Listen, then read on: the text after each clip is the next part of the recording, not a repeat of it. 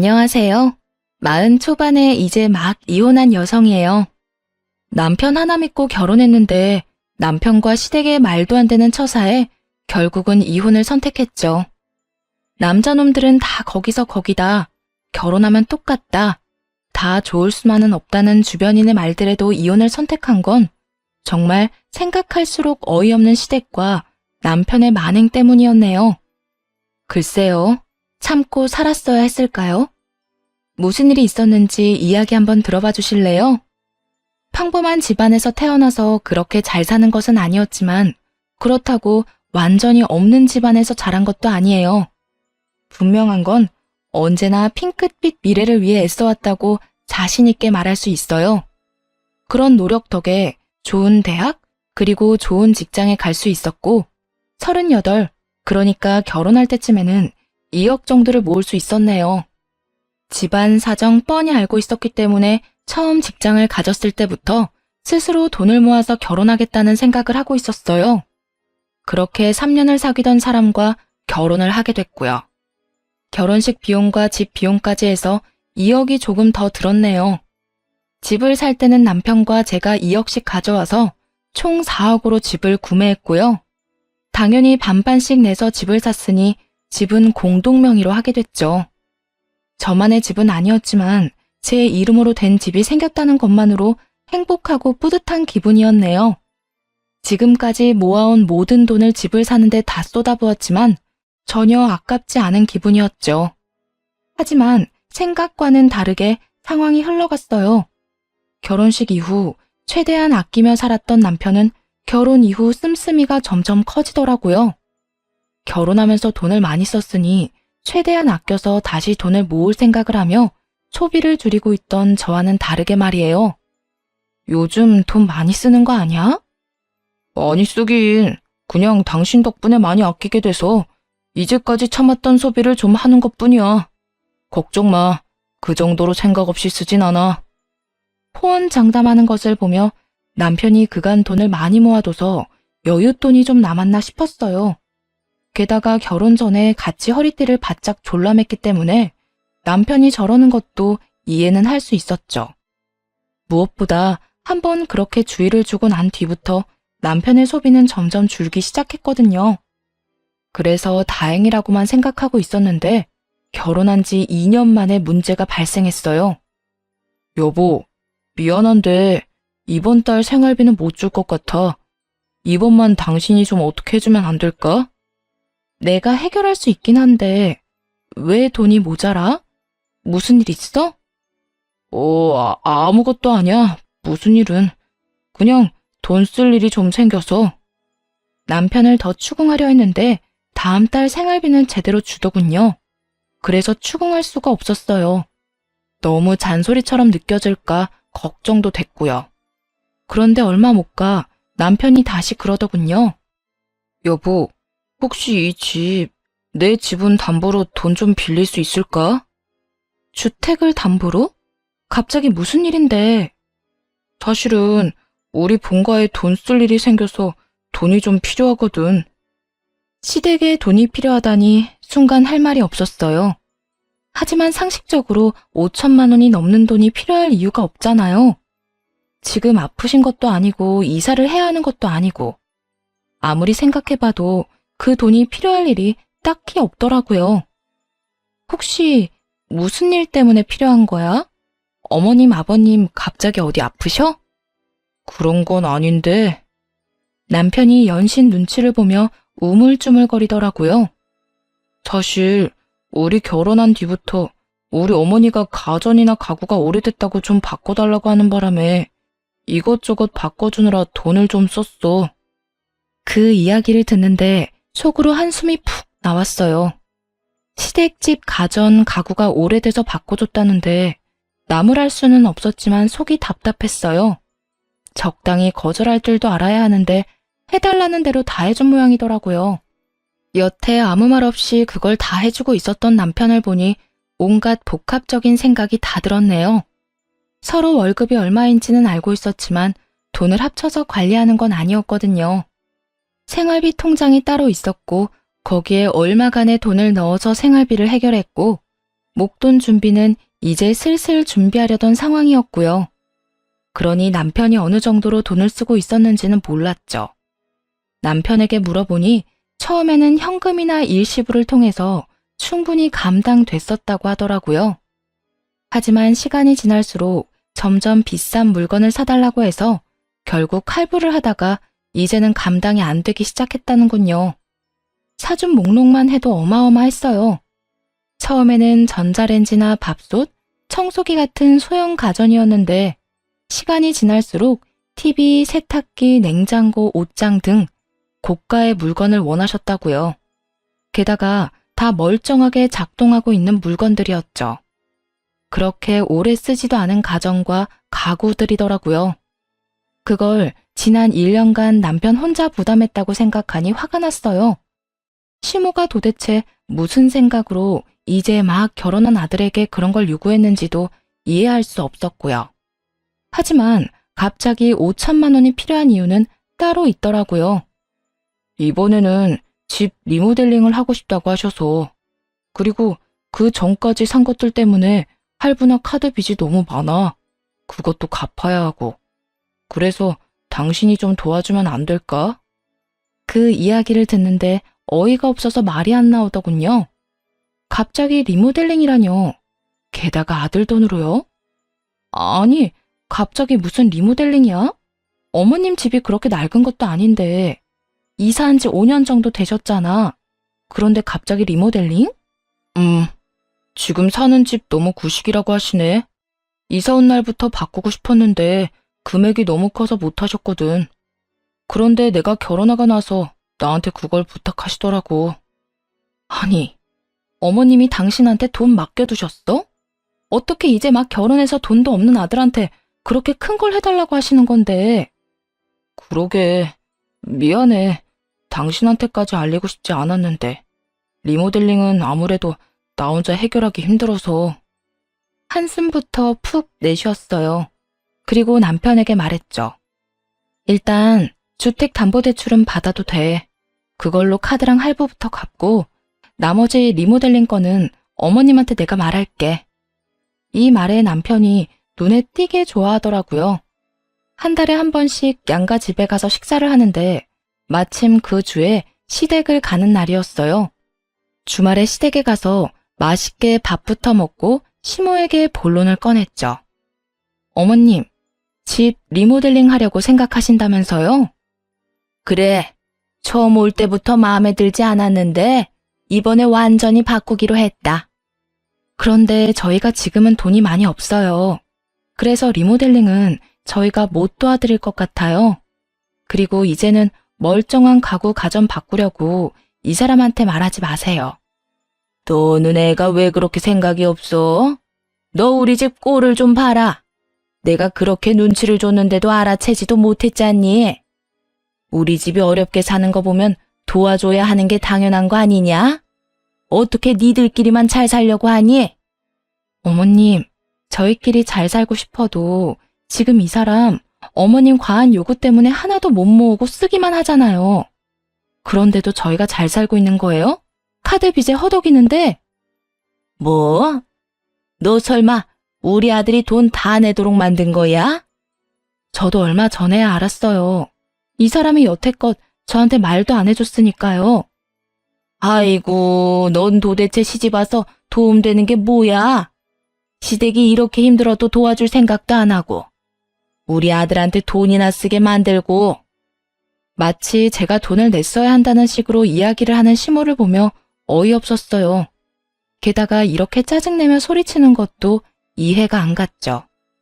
그리고 남편이 저한테 아무 말도 안 하는데 무슨 수로 이런 일을 알 수 있었겠어요? 시모가 직접 말해준 것도 아닌데 말이죠. 제가 몰랐는데 그걸 어떻게 막았겠어요? 만약에 알았다 하더라도 저는 절대로 이 리모델링 허락 안 해줬을 거예요. 그러니까 리모델링은 포기하세요. 차라리 나중에 이사하게 되시면 그때 리모델링 된 집으로 가시든가요. 강경하게 말하자 시모가 더 짜증을 냈어요. 네가 안 해준다고 해서 우리가 안 해야 하니? 내 아들은 네 남편이기도 하지만 내 자식이기도 해. 내 자식이 나한테 해준다는데 왜 네가 그걸 말린다고 난리야? 이 사람 지금도 카드빚 어마어마해요. 그리고 그 이유는 전부 어머님 때문이고요. 아니 그러니까 왜 우리 아들이 그걸 다 떠안는 건데? 너 말해봐라. 왜 네가 돈을 다 내는 거야? 엄마, 내가 엄마 아들이잖아요. 내가 아들인데 왜 그걸 남한테 떠넘겨요? 엄마, 그렇게 나 파렴치한 사람 만들지 말아요. 그렇다고 내가 안 해준 것도 아니잖아요. 남편이 시모에게 그렇게 이야기하자 시모는 어이가 없다는 듯 저와 남편을 번갈아가며 보더군요. 네가 이렇게 다 부담할 줄 알았으면 난 너한테 그런 거 해달라고 안 했을 거다. 너도 착해 빠져서 큰일이야. 이러다 며느리 치마폭에 쌓여서 굴러다닐까봐 걱정이네. 시모는 그렇게 막말을 하고는 홀라당 가게 밖으로 나가버리더라고요. 결국 그 뒤로 시모는 리모델링 이야기는 다시 꺼내지 않았고요. 다만 그 다음부터 저를 볼 때마다 못 잡아먹어 안달이 났을 뿐이죠. 남편이 제 편을 든 것이 그렇게 마음에 안 들었는지 잔소리 폭격이 시작됐거든요. 화장이 이게 뭐냐, 하고 다니는 꼴은 왜 그러냐 등이었죠. 결혼 전에는 한마디도 안 했으면서 말이에요. 그렇게 한번 부딪히고 나니 하나부터 열까지 제가 하는 모든 것들이 눈꼴 시리고 짜증난 모양이더라고요. 시모가 왜 저러는지 화는 났지만 그보다도 남편이 한 말에 감동을 받았어요. 자기 부모를 자기가 책임지려는 그 모습에 말이에요. 뭉클한 기분이 들면서 결혼하기 잘했다는 생각이 들었네요. 다시 생각해보면 자기 돈으로 시댁에 다 퍼주려던 왕호구에 자기 부모밖에 모르는 인간일 뿐이었지만 그때는 그런 생각도 못했어요. 남편이 저한테 부담을 안 지우려고 혼자 책임지려고 했다는 생각뿐이었죠. 콩깍지가 제대로 씌었던 거죠. 그래도 그나마 정신이라는 게 나만은 있었는지 남편이 상의도 안 하고 그렇게 많은 돈을 쓴 건 좀 화가 나긴 하더군요. 그래도 이해하려 했어요. 남편에게 2번 다시 시모의 그런 요구에 응해주지 말라고 단단히 일러뒀고요. 그래서 앞으로는 그런 일이 벌어지지 않을 거라고 내심 안일하게 생각했던 것 같아요. 그렇게 평화로운 시간이 흐르는 듯 했어요. 그런데 그런 평화는 얼마 가지 못했네요. 이번에는 이상한 요구를 저한테 하기 시작했거든요. 그날은 시모가 저희 집에 오는 날이었어요. 명절을 맞아 시부모가 식사도 함께하고 머물 겸 온 거였죠. 딱 필요한 가구와 가전만 들어와 있었던 상태라서 아직은 휑하고 삭막했던 상태일 때였어요. 너희 집 생각보다 괜찮구나. 이렇게 보니까 똑같은 평수라도 좀 더 커 보이고 인테리어도 잘 해놔서 따로 할 필요도 없겠고. 마치 집 보러 온 사람처럼 말하는 시모를 보며 의아했죠. 그런데 그 의아함이 경악으로 바뀌는 건 순식간이었어요. 시모가 남편을 향해 건넨 말이 그 원인이었네요. 이 집, 우리 집이랑 바꾸지 않을래? 아무리 봐도 이 집이 나하고 더 잘 맞는 것 같은데 우리 집이나 너희 집이나 가격은 비슷하니까 차액은 내가 메워줄게. 어때, 아들? 귀를 의심할 정도의 발언이었어요. 신혼집은 남편과 저 공동명의였잖아요. 그러면 저한테도 물어봐야 하는데 시모는 마치 남편에게 모든 결정권이 있다는 듯 남편에게만 물어보더군요.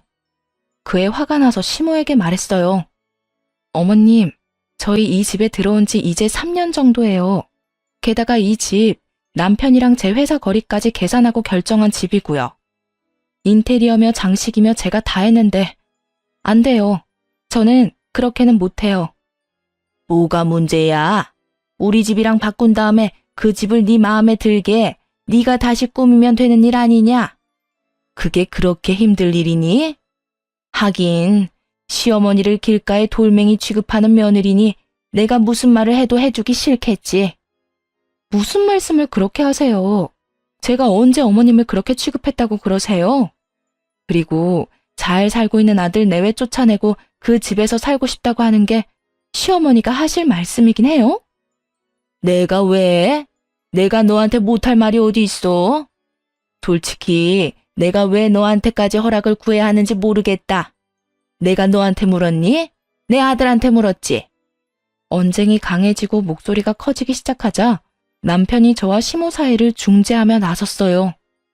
엄마, 여보, 두 사람 다 그만해요. 엄마는 나랑 같이 나가서 이야기하고 당신은 집에서 쉬고 있어. 내가 이야기하고 올 테니까. 야, 넌 저번부터 왜 마누라한테 아무 소리도 못해? 내가 과한 걸 요구하는 것도 아니잖아. 시집 오면서 도움되는 거 하나도 없는 네 아내, 뭐가 좋다고 끝까지 감싸고 돌아? 시모는 마지막까지 발악을 하며 남편에게 끌려 밖으로 나갔어요. 솔직히 시모의 이런 모습이 적지 않게 피곤했죠. 도대체 무슨 생각으로 잘 사는 아들 부부 집을 뺏으려고 하나 싶었거든요. 그래도 남편이 어련히 잘 알아서 하겠지 하며 한시름 놓고 있었는데 남편이 집에 돌아와 하는 말이 더 열받았네요. 여보, 내가 엄마랑 이야기해봤는데 우리 집 엄마네 집이랑 바꾸는 건 어때? 사실 엄마네 집도 이사한 지 그렇게 오래된 것도 아니고 집 자체는 그리 나쁘지 않으니까. 그리고 부모님이잖아. 우리가 양보하자, 응? 시모가 대체 어떤 말로 구슬렸는지 남편은 나갈 때와는 정반대로 시모의 편이 되어 있더군요. 당신, 시댁에서 당신 회사가 얼마나 오래 걸리는지 알고도 지금 그런 말 하는 거야? 완전 정반대라고, 정반대. 게다가 이 집은 내가 손수 꾸몄잖아. 이거 인테리어 하느라 내가 얼마나 고생했는지 봤으면서 지금 그런 말을 하는 거야? 난 싫어. 절대로 싫다고. 아무리 생각해도 그때 리모델링을 거절한 것이 원인 같더라고요. 그거 말고는 이렇게 아나무인으로 구는 이유가 없잖아요. 하고 싶었던 리모델링을 못하게 돼서 불만이 있다며 시위하는 거로만 보였어요. 딱 봐도 그에 대한 앙심으로 지금 이런 짓을 저지르는 거였죠. 게다가 시모도 시모였지만 남편도 너무하잖아요. 어떻게 그렇게 시모한테 휘둘릴 수가 있나요? 부모빚 자기가 갚는 거야 뭐라 안 하겠지만 집을 바꾸겠다는 건 전혀 다른 차원의 일이잖아요. 또 남편 혼자 사는 집도 아니고 저하고 공동명의로 산 집인데 혼자 저런 식으로 결론 내는 건 있을 수 없는 일이죠. 시모한테 홀라당 넘어가서는 집까지 양보하자는 말을 하는 남편에게 더 화가 나서 안 되겠다 싶었네요. 혼자 열폭하고 스트레스 받느니 도대체 뭐 때문에 이런 요구를 하는지 또 진짜 원하는 게 뭔지 확인하려고 시모를 찾아가기로 했죠. 그런데 또 기가 막힐 일이 하나 더 생겼어요. 시모가 저와는 만나주지 않겠다는 거예요. 자기는 저하고 할 말이 없다면서요. 아들하고 알아서 할 테니 저한테는 신경 끄라더군요. 정말 인내심의 한계를 시험하는 말들 뿐이었죠. 저하고 의견 조율 안 되면 그 집 절대 못 가지실 거예요. 어머님 이야기나 들어보고 결정하려고 했는데 아예 안 만나주시겠다면 더 이상 생각할 것도 없이 거절할게요. 그렇게 이야기하자 시모가 화를 내더군요. 네가 뭔데 내 말을 들어주고 말고야. 그리고 너 우리 아들이랑 결혼했다고 뭐라도 된 것처럼 떵떵거리는데 그게 언제까지 갈 것 같니? 그래, 좋다. 만나서 따져보자꾸나. 결국 시모의 분노를 끌어내서 만남의 자리를 마련했어요. 그 집을 시모 집과 바꾸겠다는 생각은 정말 눈꼽만큼도 없었어요. 그저 시모에게 더 단단히 일러두기 위해서 만나서 이야기하려고 했던 거죠. 시모와 오랜만에 마주보고 앉았는데 눈에 아주 냉기가 쌩쌩하더군요. 혹시 저희 집이랑 시댁집 바꾸고 싶다고 하신 거 제가 리모델링 해달라는 거 거절해서 그런 거예요? 내가 해달라고 했으면 이유가 있을 거라고 생각은 안 해봤니? 그런데 너는 그걸 그냥 단칼에 거절했잖아.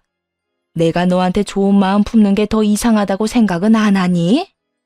리모델링 원하시는 건 좋은데 그걸 왜 아들한테 해달라고 하세요? 두 분이 돈 안 벌고 계시는 것도 아니고 이제 막 결혼해서 돈 없는 아들한테 그런 부담 지우고 싶으셨어요? 내가 우리 아들한테 그랬겠어? 내가 아들한테 이야기하면 당연히 네가 도와줄 거라 생각했다. 그런데 이게 뭐니? 내 아들이 빚을 다 지고 있다니. 넌 며느리가 돼서 도대체 하는 게 뭐야? 이럴 때 네 남편 도와서 시댁 집 좀 고쳐줘도 되는 거 아니야? 집이 수리가 필요한 것도 아니잖아요. 솔직히 어머님이 돈 들여서 하신다고 했으면 저희가 얼마라도 보태볼 수는 있었겠죠.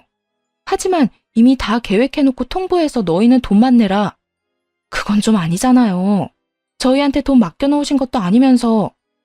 돈을 맡겨놓은 건 아니라도 그 집에 내 아들 돈, 내 돈 들어간 건 맞잖아. 솔직히 말해볼까? 네 꼴 보기 싫어서라도 결단코 난 그 집에 들어가야겠다. 뭐가 그렇게 당당하니? 한 푼도 없이 시집 온 주제에. 시모가 왜 저런 말을 하는지 모르겠더라고요. 제가 시모와 이 정도로 척질 일이 있었나 싶었거든요. 게다가 결혼할 때 예단 예물은 서로 하지 않기로 해서 안 한 건데 그걸 가지고 한 푼도 없이 시집 왔다 어쩐다 이야기 듣는 건 너무 억울한 상황이었죠.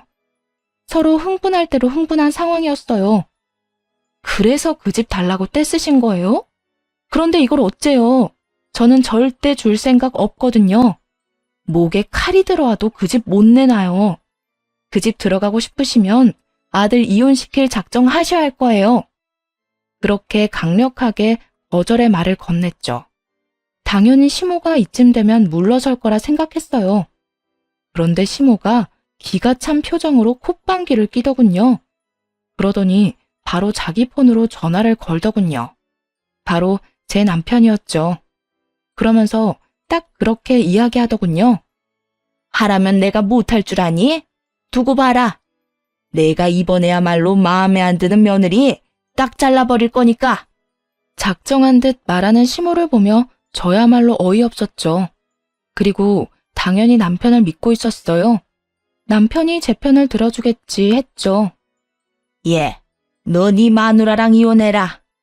저 싸가지 없는 년이 나한테 와서 뭐라는 줄 알아? 너희 신혼집 너랑 이혼시키면 준다더라. 어디서 저런 게 굴러들어와서 집안을 박살을 내놔? 당장 이혼하고 갈라서. 저런 것보다 훨씬 좋은 여자 세상에 많아. 시모 하는 말을 듣는데 어이가 없었죠. 그런데 남편이 시모에게 그러더군요. 엄마, 무슨 일 있어요? 그 사람이랑 만났어? 개인적으로 만나지 말라고 했더니 왜 만났어요? 일단 와이프한테는 내가 이야기해 볼 테니까 일단 진정해요. 내가 진정하게 생겼어? 화병 나서 돌아가시게 생겼어. 어떻게 며느리가 돼서 어른한테 말대꾸에 두 눈 부릅뜨고 협박까지. 노년에 늙어서 이게 다 무슨 일이야? 넌 엄마가 이런 취급받는데도 이런 여자랑 계속 같이 살 거야? 응? 네가 뭐가 모자란데? 당장 헤어져도 저것보다 더 좋은 여자 충분히 만날 수 있어. 그런데도 남편은 시모에게 대화하지 말라고만 하더군요. 이때부터 기분이 싸했죠. 제가 남편에게 시모와 이야기를 하고 싶다고 말하면 남편은 마치 시모가 제 전화를 피하는 것처럼 말했거든요.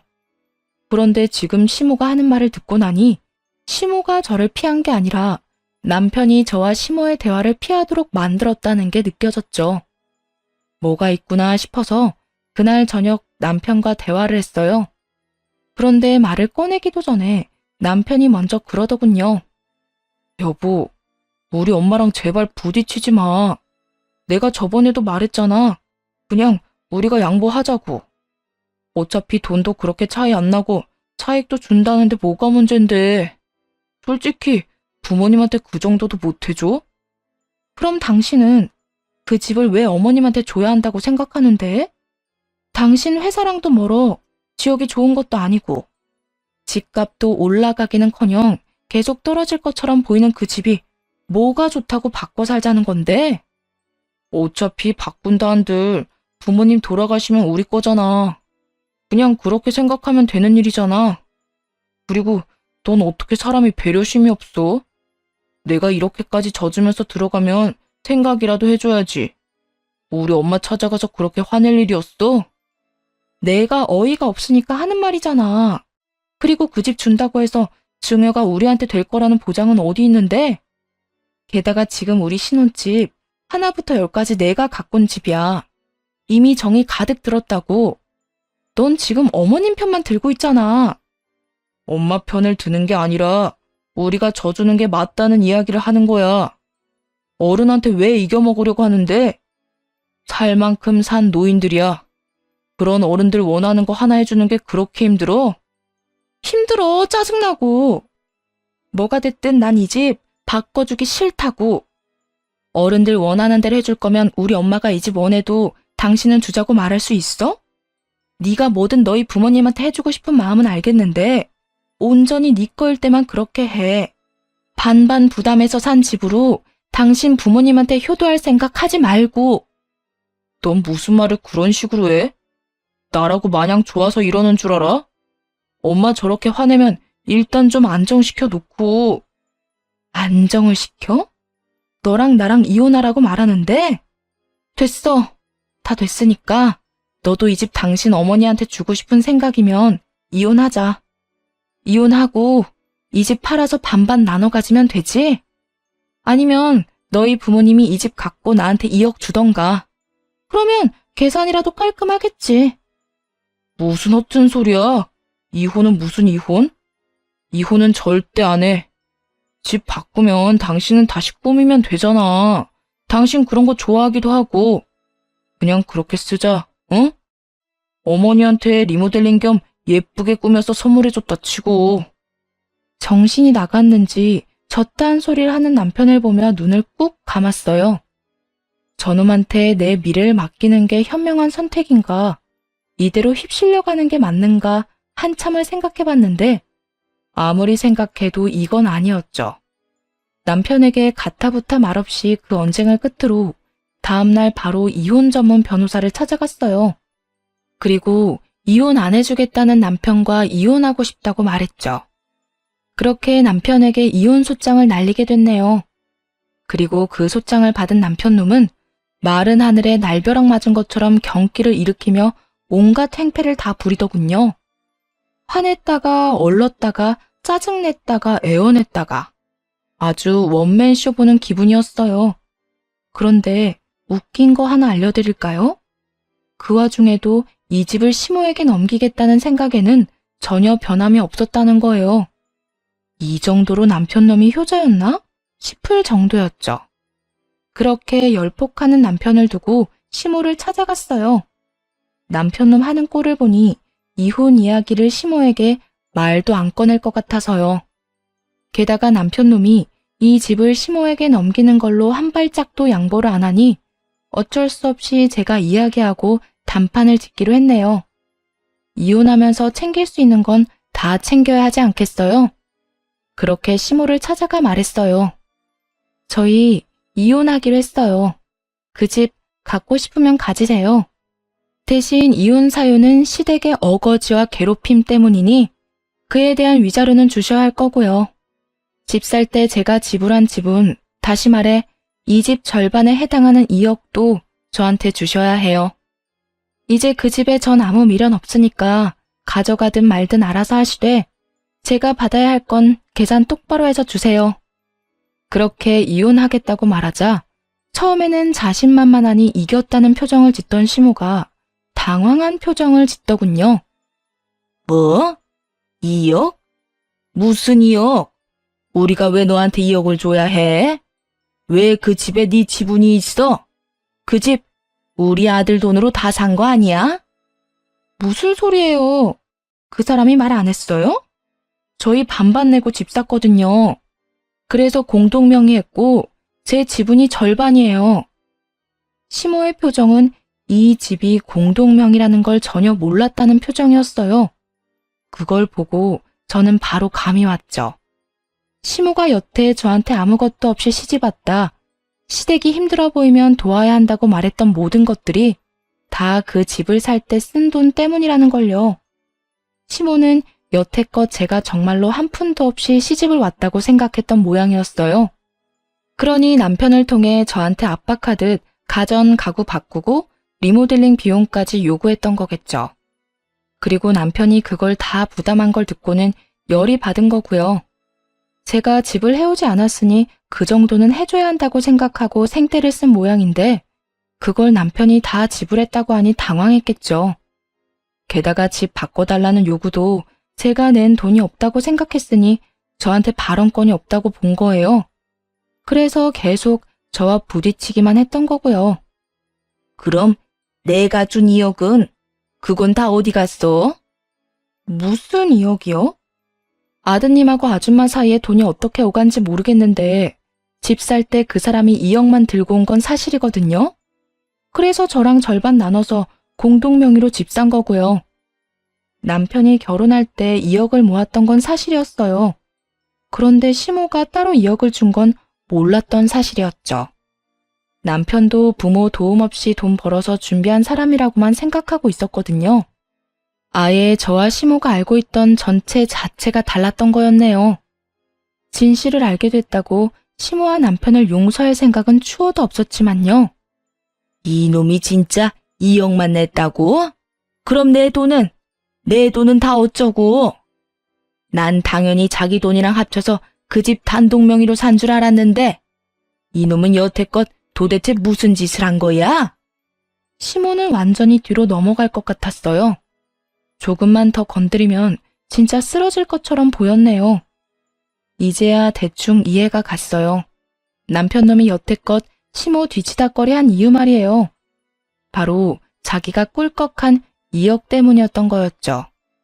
시모는 자기 아들이 집을 해왔으니 며느리인 저한테 뭐라도 요구하려고 돈 내라고 한 거였고, 남편 놈은 그 이야기를 하려면 자기가 2억을 어디다 썼는지 알려야 하니 말도 못하고 자기 선에서 해결하려다가 결국 이렇게 펑 터진 거였네요.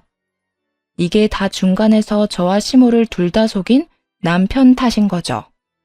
물론 남편 탓이 컸다 하더라도 저를 괴롭히고 어이없는 요구를 한 시모가 잘못하지 않은 건 아니죠. 결론은 둘 다 똑같이 멍청하고 저열한 인간들이었다는 점이죠. 모르죠. 그 인간이 어떤 짓을 한 건지. 근데 이미 저는 남편한테 이혼 소장 날렸고 이혼은 정해진 순서거든요. 제 돈 2억은 누가 내놓든지 내놔야 될 거예요. 이혼 판결 나면 어떻게든 줘야 하겠지만. 이렇게 말하자 시모는 순식간에 태세를 전환해 부드러운 목소리로 말했어요. 아가, 내가 이 일에 대해 좀 알아봐야겠는데 시간을 조금만 줄 수 있겠니? 집을 달라고 한 건 진짜 일부러 그런 거 아니야. 그 집 달라고 안 할 테니까, 응? 나는 몰랐어. 우리 아들이 집 살 때 돈 다 낸 줄 알고. 그러니까 이혼은 없던 일로 해줄 수 있니? 없던 일로 하기엔 피차 너무 멀리 온 것 같은데요. 갈 때까지 갔고 서로 상처받을 만큼 상처받았으니 이쯤에서 그냥 영 끊고 남으로 돌아가는 게 맞는 것 같아요. 이혼 번복 없을 거예요. 알고 나니 더 정 떨어지는데 무슨. 그놈은 여태 좋은 남편, 좋은 아들 흉내내더니 본성 터진 거 보니 이혼 이야기 잘 꺼냈다 싶네요. 시모가 어떻게 나오든 자리를 박차고 일어섰어요. 이제야 시모는 제 손을 붙잡으며 애원하듯 쳐다보더군요. 저는 그 손을 탁 치웠어요. 둘 사이에 무슨 일이 있었는지 모르겠지만 알아서 잘 푸시고 돈도 둘이서 알아서 해결 보세요. 앞으로 볼 일 없었으면 좋겠네요. 그렇게 시모에게 야멸차게 말하고 나왔는데 시모가 뒤에서 허둥대는 게 느껴지더군요. 상황이 어떻게 됐는지 확인하려고 자기 아들에게 전화하려는 것 같더라고요. 잠깐만 기다려봐. 우리 아들 불러서 이야기해보자. 응? 이렇게 우리끼리 이야기하고 끝내지 말고. 그 말에 남편과도 담판이 필요하다는 생각이 들었어요. 삼자 대면으로 만나서 이야기하면 잘잘못을 더 명확히 가릴 수 있을 테니 남편을 만나기로 했죠. 남편이 가게로 오고 저와 시모가 같이 앉아있는 걸 보더니 아주 당황한 듯 물었어요. 두 사람이 무슨 일로? 너, 내가 준 2억은 어쨌어? 그걸로 집 살 때 보탠 거 아니었어? 너 나한테는 집 살 때 다 보태서 샀다며. 그래서 난 여태까지 너희 신혼집이 네 단독 명의인 줄 알았다. 그런데 알고 보니 너 2억만 했다며? 이게 다 무슨 일이야? 엄마, 그게... 남편은 안절부절 못하며 저와 시모의 눈치를 보더니 그 자리에 털썩 무릎을 꿇고 싹싹 빌었어요. 여보, 난 상황이 진짜 이렇게 될 줄 몰랐어. 나쁜 생각으로 그런 거 절대 아니야.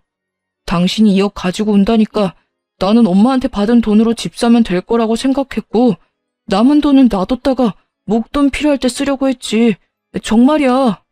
남편이 저한테 싹싹 빌었어요. 하지만 저한테만 빌어서 될 일은 아니었죠. 시모는 눈이 시뻘겋게 실핏줄이 다 터져서는 자기 아들을 잡아먹을 것처럼 쳐다보고 있었거든요. 그런데 왜 이렇게 된 거야? 내 2억으로는 집 샀다고 치고 그럼 네가 모았던 2억은 어디다 다 갖다 썼는데? 결혼하면서 사고 싶었던 것들 좀 샀고 나머지는 엄마가 바꿔달라는 가전이랑 가구 샀는데 다 들어갔잖아. 솔직히 엄마는 나한테 따질 상황은 아니지. 빌빌대던 남편은 시모에게는 도리어 화를 내며 짜증을 팍 냈어요. 내가 잘못하긴 했는데 엄마도 너무한 거 아니야? 이제 막 결혼한 아들한테 그런 거 해달라고 하면 어떻게 하자는 건데? 그나마 그 돈이라도 있었으니 엄마가 해달라는 대로 해준 거야. 그 돈 나한테 쓴 것보다 엄마한테 쓴 게 더 많거든? 뭐? 아이고 내 머리야. 이 정신 나간 아들론 좀 보게. 그럼 2억 중에 얼마나 남은 거야? 나한테 해주고 남은 돈 있을 거 아니야? 내가 차랑 시계랑 또 바꿔야 하는 것들 사느라 한 7천만 원 정도 쓰고 엄마가 해달라는 거 다 해주다 보니 1억 넘게 들었고. 아니, 내가 뭘 그렇게 해달라고 했다고? 내가 1억이나 썼다는 말이야? 엄마, 무조건 최고급으로 해달라면서. 침대, 소파, 옷장에 싱크대까지 싹 다 바꿨잖아. 게다가 그뿐인 줄 알아? TV부터 세탁기, 건조대, 냉장고 안 바꾼 게 없어. 그거 하나당 얼만지 알고는 있어? 엄마가 지금 쓰고 있는 4인용 소파만 해도 500만 원이 넘어. 엄마가 해달라는 거 해주는데 돈이 엄청 많이 들었거든? 남편 말을 들으니 참 어이가 없었죠. 아무리 그 돈이 시모 돈이라고 해도 시모가 해달라는 대로 다 최고급으로 사주면 나만 하질 않잖아요. 게다가 한두 개 바꾼 것도 아니고 세간살이를 거의 다 고급품으로 바꿨으니 1억이 나올 만도 하죠. 어쩐지 시댁에 가겠다고 했을 때 남편이 뜯어말리던 이유가 그거였어요. 아마 시모가 아들이 사줬다는 말을 할까봐 걱정한 거죠. 물론 시모는 그게 며느리 통장에서 나왔다고 생각하고 있었겠지만요. 그럼 남은 3천만 원은 어쨌냐? 그거라도 내놔. 내 돈 돌려받아야겠어. 제가 알기로 남편에게 남은 돈은 없었어요. 오히려 빚을 냈으니 아예 그 돈도 다 쓴 거겠죠. 그런데도 시모에게는 돈이 남은 것처럼 말했나 보더군요. 그러면 자기가 한 잘못이 조금이라도 덜어질 거라 생각했나 봐요. 그건 사람들 만나면서 다 썼고. 그래서 한 푼도 없다는 뜻이야? 2억이 그 큰 돈이 2년 만에 홀라당 날아갔다고? 미쳤어. 도대체 그 큰 돈을 어떻게 그렇게 다 써? 엄마 때문이라고 했잖아. 비싸고 좋은 것만 요구할 땐 언제고 이제 와서 왜 엄마 잘못은 없는 것처럼 말하는데? 야 이놈아, 내가 그게 내 돈인 줄 알았으면 그렇게 해달라고 했겠어? 다 네 마누라 돈으로 낸다고 생각하고 무조건 비싸고 좋은 걸로 해달라고 했지. 그 돈이 내 돈인 줄 어떻게 알았겠냐고. 알았으면 절대로 펑펑 쓸 일 없었을 거다. 시모 이야기에 어이가 없더군요. 제가 시집 오면서 돈 한 푼 안 갖고 와서 괘씸한 마음에 남편을 통해 제 돈을 뜯으려고 했다는 그 생각 자체가 너무나 쪼잔하고 비겁하잖아요. 그 전엔 시모가 남편에게 당했다는 생각에 불쌍하다는 생각이 아주 조금 들기도 했었는데 이 이야기를 들으며 그 생각이 순식간에 날아가 버리더군요. 시모 딴에는 자기 생각이 참 좋았다고 생각했겠죠. 집 살 때 도움도 안 된 며느리를 뜯어먹으려는 계획이 잘 통했다고요. 그걸로 열심히 집도 예쁘고 화려한 물건들로 다 새로 바꿨잖아요. 얼마나 기분이 좋았겠어요? 그게 원래 자기 돈이었다는 걸 알기 전까진 말이죠. 자신이 아무 생각 없이 사치스럽게 펑펑 쓰던 돈이 결국 시모는 자신의 돈이었다는 걸 깨닫고 가슴을 치더군요. 내가 알아서 한다고 했는데 엄마가 나서는 바람에 지금 이게 뭐야? 나는 와이프랑 이혼당하게 생겼고 이 집까지 잃게 생겼다고. 그게 내 잘못이야? 그럼 미리 말하지 그랬어. 네가 그 집이 공동명의라는 것만 미리 말해줬어도 내가 며느리한테 이렇게 난리칠 일이 있었겠냐고. 알면 2억 어디 갔냐고 돌려달라고 난리쳤겠지. 줬다 뺏는 건 좀 아니잖아. 당연히 돌려달라고 했겠지. 그 돈이 그냥 돈이야? 이 엄마 아빠가 평생 모은 돈에 우리 집 담보로 1억 빌린 돈이야. 그걸 너한테 줬는데 네가 은혜를 원수로 갚아? 네가 내 뱃속에서 나온 친아들이 맞으면 이럴 수는 없지. 시모와 남편은 둘이서 열심히 싸우더군요. 저를 앞에 두고 말이죠. 뭐 저야 이제 이런 일과는 관련 없는 사람이니까요. 제 돈만 받고 이혼하면 끝이니 더 듣고 있을 필요도 없었어요. 그래서 흥분한 남편과 시모에게 말했어요. 두 사람 일은 알아서 하세요. 이혼은 무조건 할 거니까 돈 어떻게 구할 건지 상의들 하시고요. 자기 꾀에 자기가 넘어간 시모와 전 남편은 한숨을 푹 쉬더군요. 그렇게 둘이 서로 싸우는 걸 뒤로하고 속이 다 후련해졌네요. 이제 제 길을 갈 일만 남았으니까요. 하긴 모든 것이 다 드러난 상황에서 저더러 이 결혼을 유지해달라는 것만큼 염치 없는 일이 또 어딨겠어요.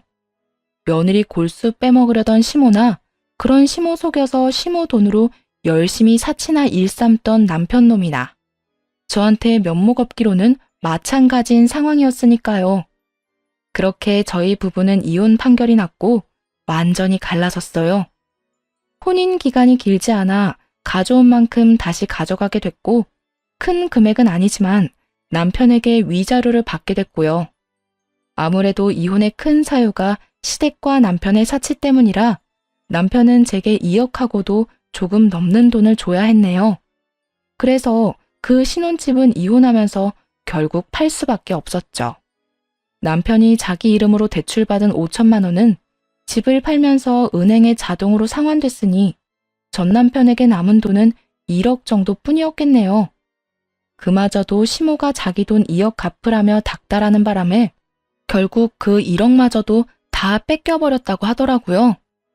그렇게 빈털터리가 된 전 남편은 갈 곳이 없으니 결국 시댁으로 들어갔다고 들었어요. 전 시모가 자기 아들 볼 때마다 욕을 하며 돈을 달라고 빚쟁이처럼 굴어대니 사람이 아주 진이 다 빨렸는지 늙어가고 있더라고요. 시모는 아들놈에게 받은 돈 1억으로 시댁집을 담보로 빌린 빚부터 갚았다고 해요. 그걸 갚아야 이자가 안 나가니까 그렇게 했겠죠. 그걸 갚고 나니 나머지 1억 생각이 안 날 수가 없었겠죠. 집에 있는 아들놈한테 아주 닥달을 했나 보더라고요. 전 남편 친구 와이프한테 사정을 들었는데 참 딱하더군요. 전 남편이 쉬는 날 또는 저녁 시간에 일하고 집에 돌아와서 쉬려고만 하면 아주 득달같이 달려와서 쓴소리를 했답니다. 지금 쉴 틈이 어딨냐고 당장 가서 일이라도 해서 내 돈 1억 갚을 생각이나 하라고요. 배달이든 택배든 뭘 해서라도 갚으라고 아주 난리도 아니었대요. 결국 전 남편 놈은 그런 자기 엄마 등살을 이기지 못해 시댁에서 나와서 월세방을 빌려서 살고 있다고 하더군요. 전 남편 놈이 결혼 후 1, 2년 동안 씀씀이가 엄청 커졌었잖아요. 차도 좋은 거, 시계도 비싼 거, 정장이나 구두 같은 것도 비싼 걸로만 사서 쓰면서 이제는 중저가 브랜드는 눈에 차지도 않은 모양이더라고요. 뭐 씀씀이가 커지면 다시 돌아가는 게 거의 불가능하긴 하죠. 사람이 가지고 있던 그 과시욕과 자존심이 그걸 방해하니까요. 당장 돈이 없으니 어쩔 수 없이 그것들을 하나 둘씩 팔고 결국 빈털터리가 됐다고 하더라고요. 하기야 그걸 팔아도 비싼 거 처먹고 비싼 돈 들어가는 취미 활동을 하니 당연히 돈이 술술 빠져나갈 수밖에요. 돈을 아끼고 예전처럼 돌아갔다면 건실한 생활을 할 수도 있었을 텐데 그 사람에게 그런 생각 따위는 추호도 없었던 모양이에요. 어때요? 이 정도면 제가 이혼할 만한 충분한 사유가 됐나요? 사람이 항상 똑같을 수는 없겠지만 저렇게 타락해버리면 다시 돌아오는 게 힘들다는 걸 알았네요. 전 남편은 시모에게 받은 돈을 숨겨두고 혼자 흥청망청 쓰며 시모와 저를 기만했죠. 전 시모는 며느리 돈이라고 생각해서 흥청망청 사치 부리다가 결국 자기 돈은 모두 잃고 억울한 마음으로 아들을 욕하고 원망하며 살게 됐죠. 이런 사람들과 함께 살아갈 수 있었겠어요? 이런 사실을 모두 알고도 이들을 용서하고 함께 할 수 있으면 그게 천사도 아니고 폭우일 뿐이죠. 게다가 이혼 후에 그 행보를 좀 보세요.